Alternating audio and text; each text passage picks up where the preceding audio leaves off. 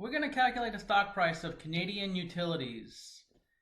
And the first step is we're going to get the market cap, which is 8.98 billion. And then the share price of 33.04. So now we know how many shares outstanding because you take the market cap divided by the share price and you have 272 million shares outstanding. Next we need free cash flow. And free cash flow is the best way to forecast a business.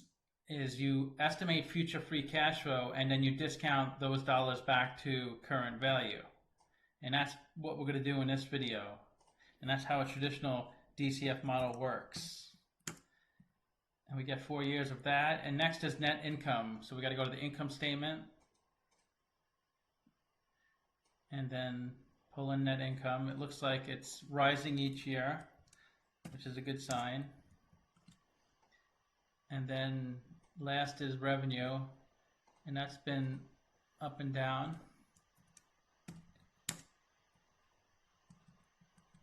Now we have to look at the capital structure of the company and figure out the discount rate we need to use to apply to the future free cash flows.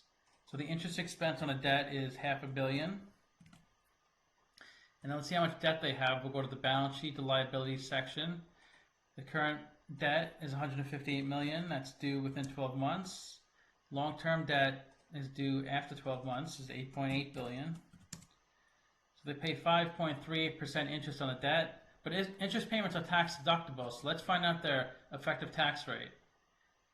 Income before tax. That doesn't look right. Let's take the year before.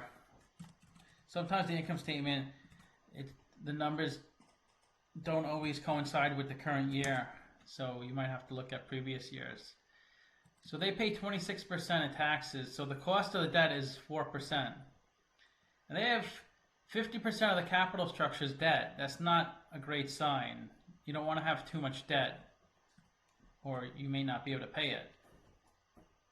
So we have to calculate the cost of equity, and that's a great beta, 0.57.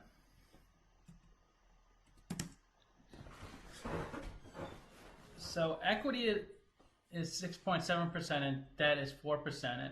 And as you can tell, equity is more expensive than debt because it sits lower in the capital structure of a company. So in the event of default, the debt holders get paid first and the equity holders get paid last, and usually not at all.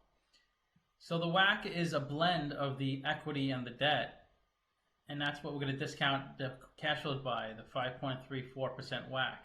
This is also a rate the company probably wants to attain every time they take on a project, because if they don't have a profit at least 5.5%, they're not really adding value to the investors.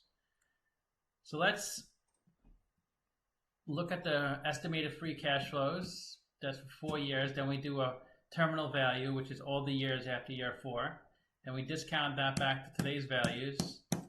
And the present value of the cash flows is $5.6 billion. And if you divide that by 272 million shares, we get a stock price of $20.42.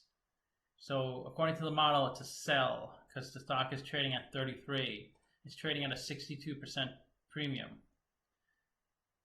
So it's always been trading, it seems like, pretty high in the 30s and low 40s. So it's been trading at a premium. But stocks can trade above or below intrinsic value. It's really dependent on supply and demand of the market. The more people want to buy a stock, the higher the price goes, and the more people want to sell a stock, the lower the price goes, until you find that point where buyer and seller meet. Now, if you ever do like research on a company, you'll find several analysts saying this stock's a buy, then other analysts will say this stock's a sell. But everybody has their own opinion on a company and their own models, but you never really see their models or the details on their opinions. But this is my model and it's my opinion, so I hope you enjoyed it. Thanks for watching.